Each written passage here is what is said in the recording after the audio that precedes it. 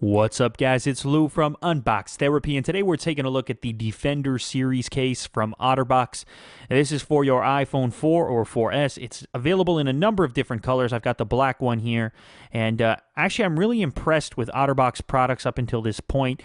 I previously unboxed their iPad 2 case. I believe it was called the Reflex series. I can't remember the name for certain, but I'll put a link in the annotations as well as in the description so you can go check out that unboxing if you haven't seen it yet. But the reason I'm impressed is because of how tough the material is, the ruggedized sort of resin material that is mostly what this case is constructed of, minus the external rubberized silicone-like shell. The real magic happens internally. But first, let's talk about the exterior portion. This is a three-part system. You've got this rubberized silicone-like finish, but it's much thicker than what you're used to in terms of, say, a silicone skin.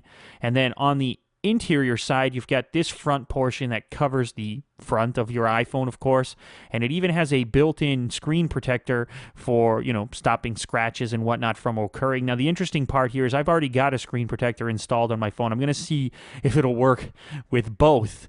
Now, this is the back side of the case. You have a nice soft material here, including a cutout for the Apple logo up here, and then another cutout for your camera as well as flash. The camera cutout has no plastic cover over it, which makes sense considering it has to function with that flash, whereas the Apple logo cutout does. Now, here is the infamous pink iPhone you may remember from other videos. It's featuring the Brixton Color Shield, which I also unboxed and featured a little while ago on the channel.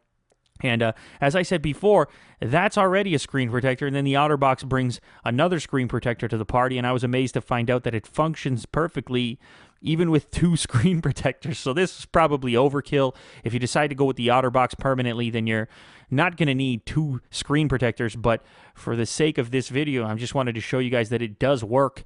Installation is actually pretty easy. You take the two internal components and clip them together. There are 3 clips, one on each side of the body and then one on the top side. And after that's done, it's pretty much secure within this enclosure. The only part that you're left to do is wrap the silicone rubberized external portion around this portion, and boom, you've got the finished product. Now, you've got a very generous cutout along top for your forward-facing camera, your earpiece, as well as your sensor, so you're not going to have to worry about having any sort of issues with those phone components. And as I mentioned before, you've got a built-in screen protector, so you won't need to bring your own to the party unless you really want to and you're super paranoid.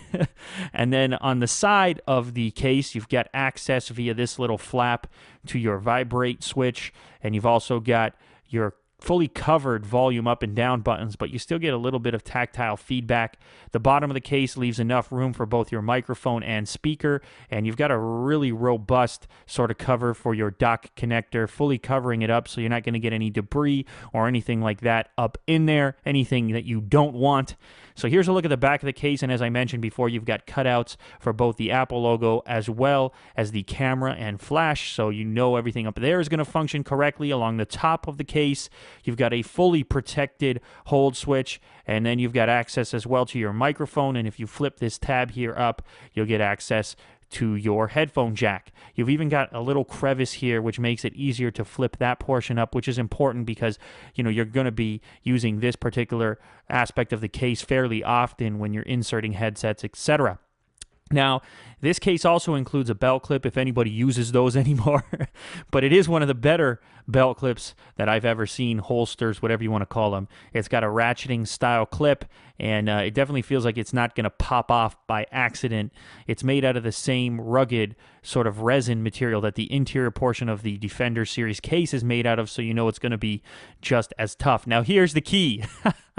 How does it hold up to drops and bumps and whatnot? Well, let me tell you something. I'm fairly confident in it, just sort of testing it out here. These aren't huge drops, just a couple of feet, but I'm actually more worried about the table than I am about the iPhone. There were some nice big bangs, no dents or anything. But anyway, guys, as you can tell, I'm pretty impressed with this product. I'm going to use it and find out if it's going to be a daily driver or not. But anyways, until next time, I want to thank you for watching. As always, if you enjoyed this content, hopefully you can like and favorite this video, as it does help me out a bunch. And until next time, I'll see you around the channel. A lot of you are going to be asking about the giveaway. That's going to be coming up real soon as I get some things sorted out. And definitely stay tuned to the channel for that. Subscribe if you haven't yet. All right, see you guys around. Later.